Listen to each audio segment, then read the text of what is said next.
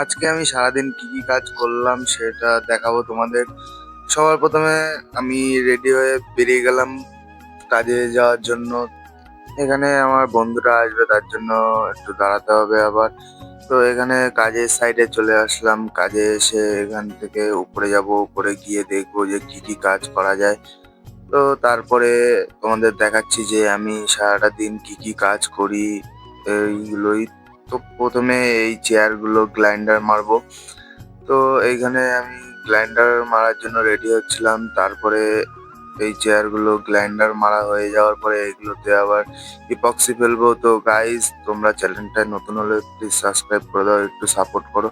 তো এখানে আমার এই চেয়ারগুলো গ্রাইন্ডার মারা হয়ে গেছে, এখন আমি এগুলোতে ইপক্সি করে পুটিং ফেলবো।